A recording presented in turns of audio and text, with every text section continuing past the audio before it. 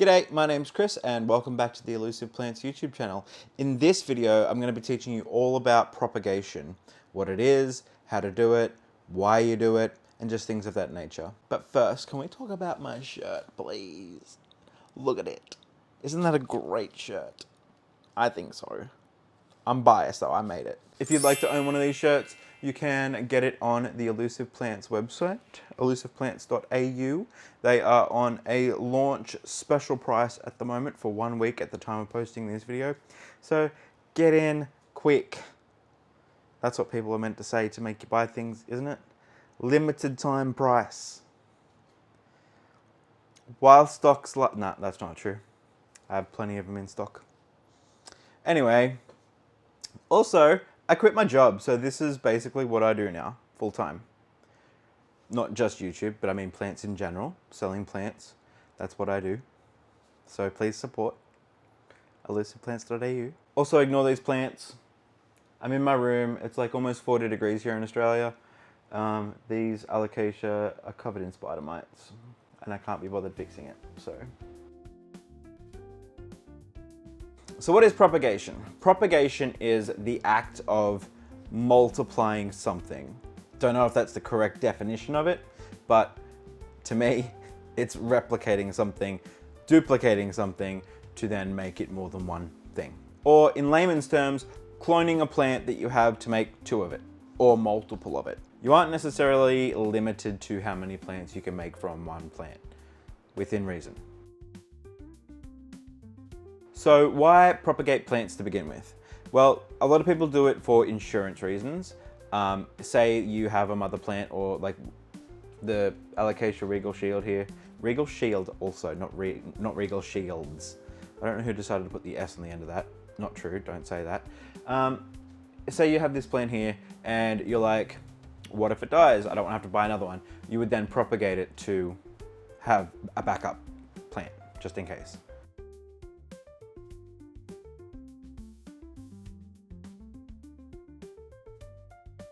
Or if you notice that one of your plants is dying, then you can hopefully take a cutting from it and then propagate that, and then you have a plant to fall back on when that other one does die, if you can't bring it back. But also you can propagate your plant and give it as a gift for Christmas or birthdays, or just to say thank you for something.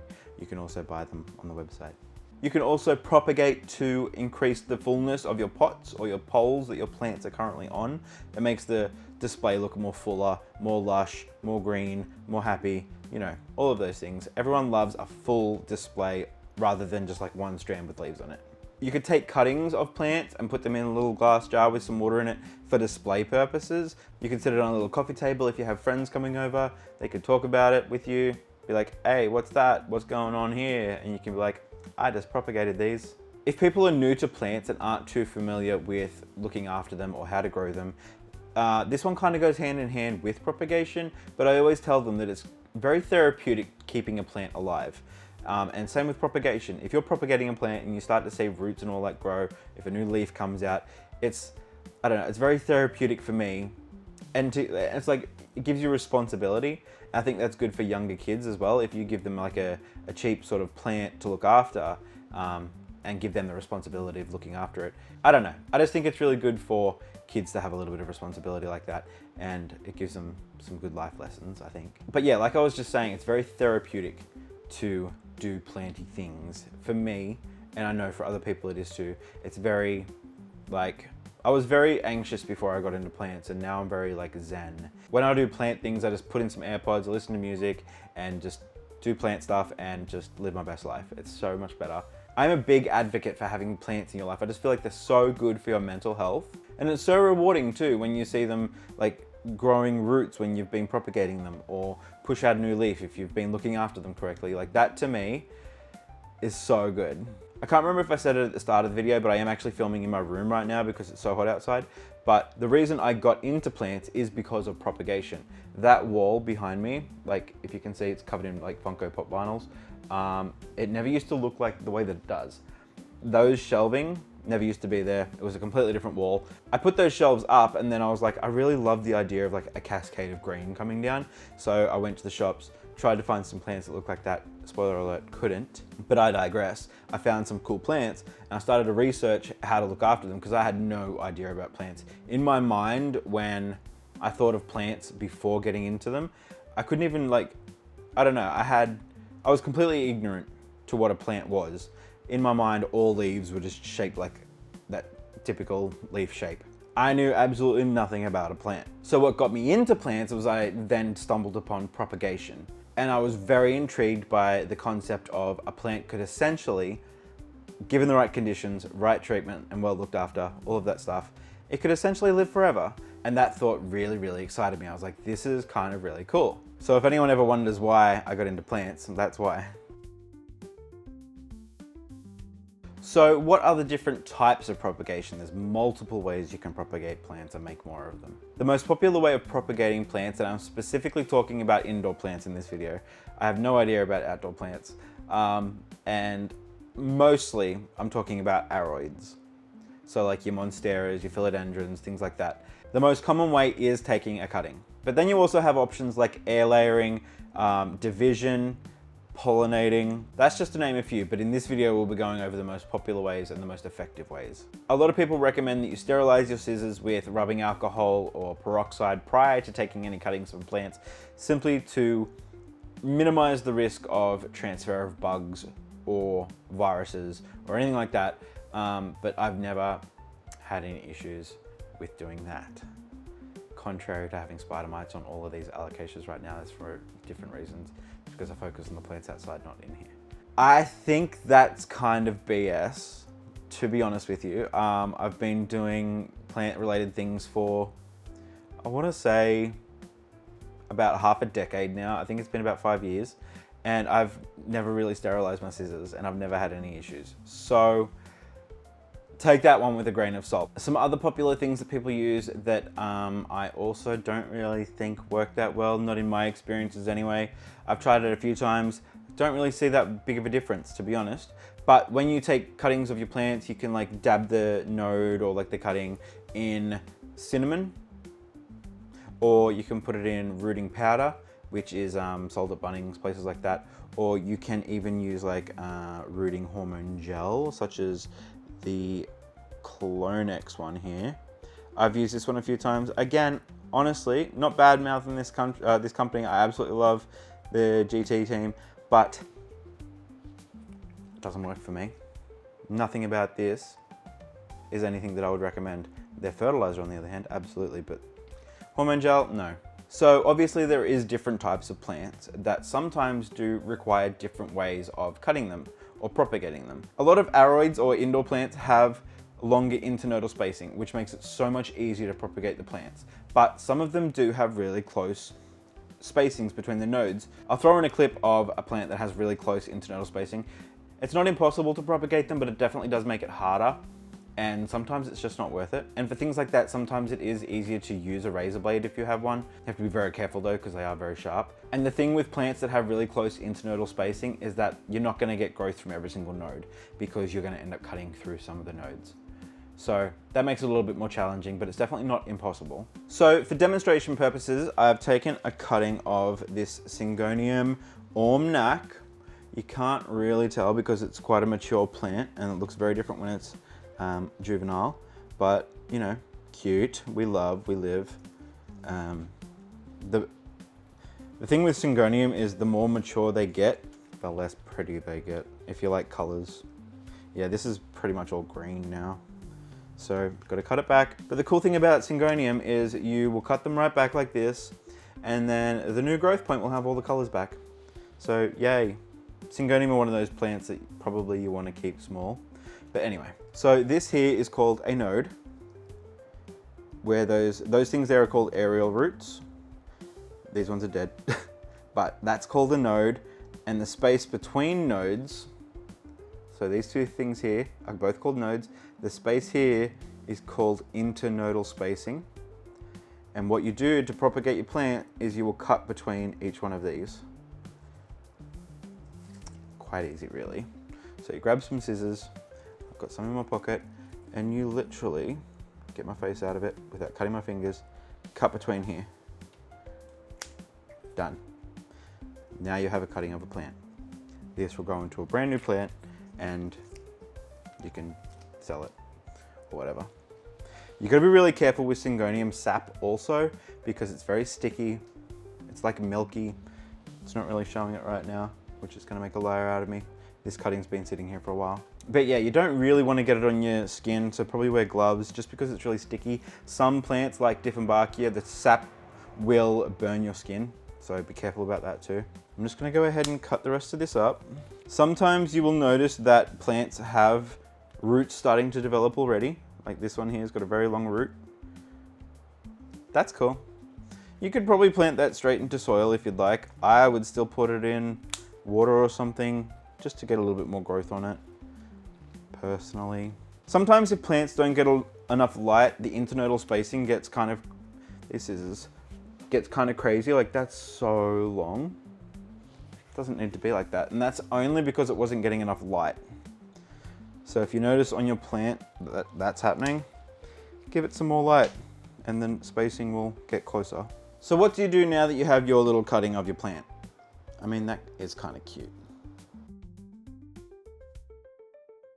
But what do you do now that you have your cutting of your plant? The most popular way is you put it in a glass and put it in water. I always save my old coffee jars and then you just sit the leaf in there like that, fill it up to the top with water and then leave it. If you can see there, you can see the white sap coming through. It looks like milk. It's very sticky if you get it on your skin, so don't do that. But this is what I mean by like a little display.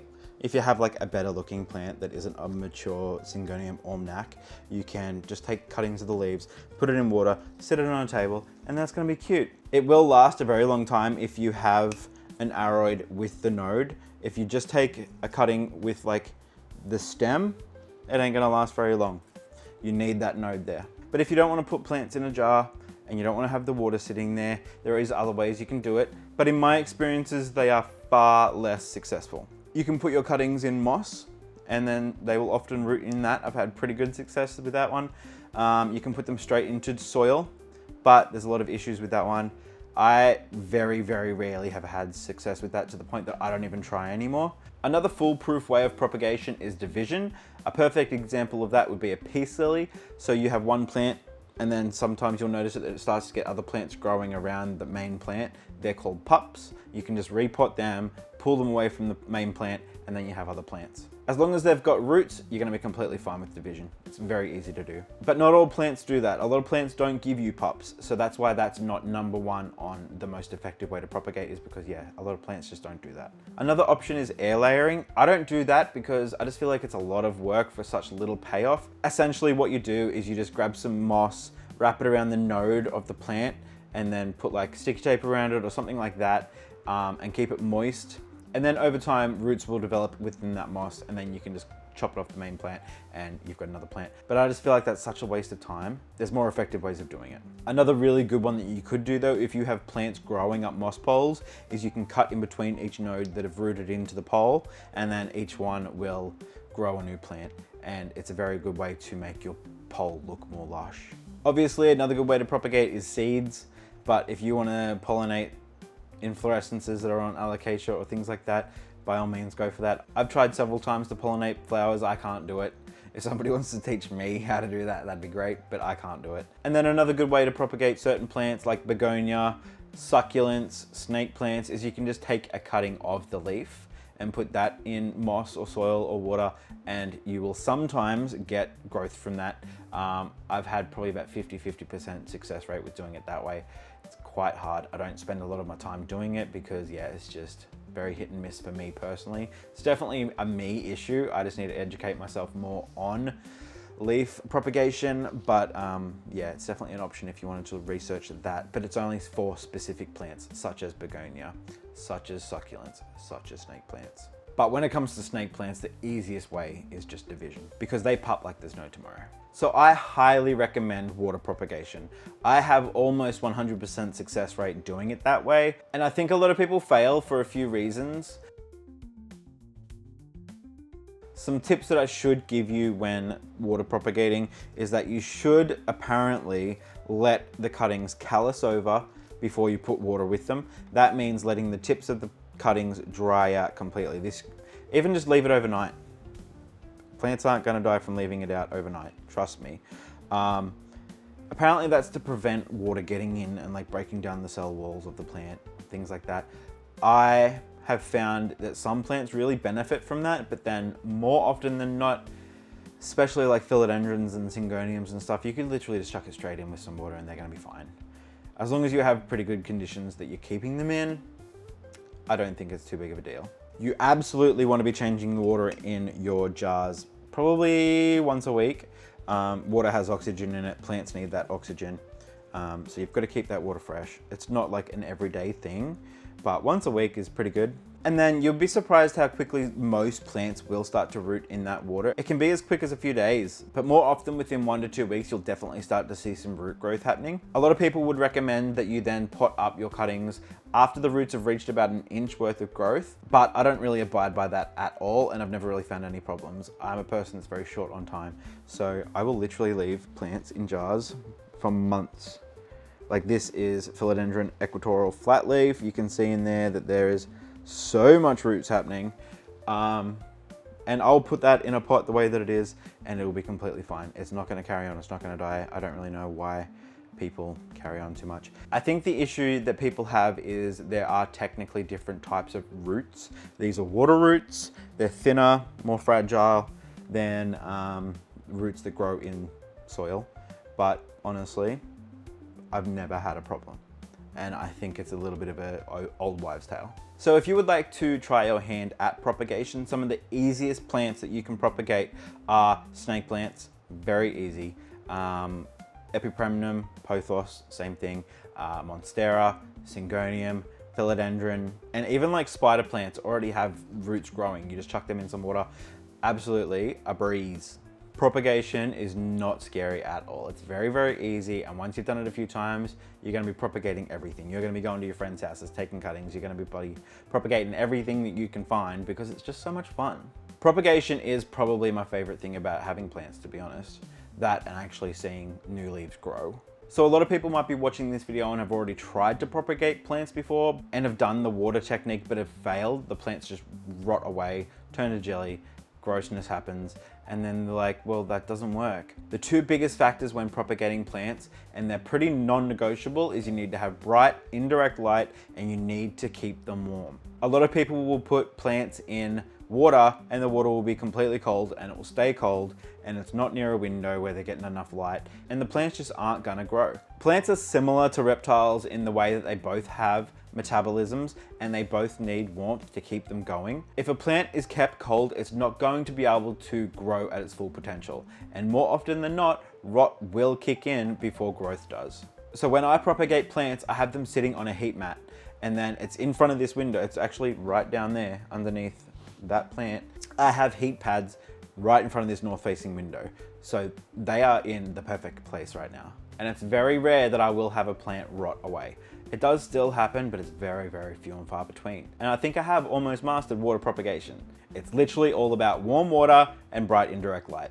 They're the 2 biggest things that you need when propagating plants. And like I said before, I don't even always wait for the plants to callus over anymore. I chuck them there, they're fine. So they are the 2 biggest factors when it comes to water propagation. I think some reasons why plants in moss fail is because people let the moss dry out too much, and again, they aren't kept warm and they're not in bright indirect light. I think the opposite does happen when it comes to soil. I think the soil is kept too moist, and because soil has more bacteria in it than water, bacteria gets into the plants and it rots away the plants in the soil. I've never had a successful soil propagation. Let me put that out there. Also, propagations in high humidity really help. I'm talking like above 75%. Plants out in my back greenhouse, if I propagate them out there, within a week, already growing a leaf. It's insane. So I think I have covered most things when it comes to propagation, but definitely if I've left something out, leave a comment down below and I will answer it. The biggest takeaways from this video are water propagation is, in my opinion, the best way to propagate aroids, indoor plants, things like that. You need to keep that water warm. You need to have bright indirect light. And if you have those things, then I think the smaller things don't really matter as much. I don't think you need to let your plants callus over before putting them in water. I don't think it's that big of a deal. I don't think sterilizing your scissors is too big of a deal.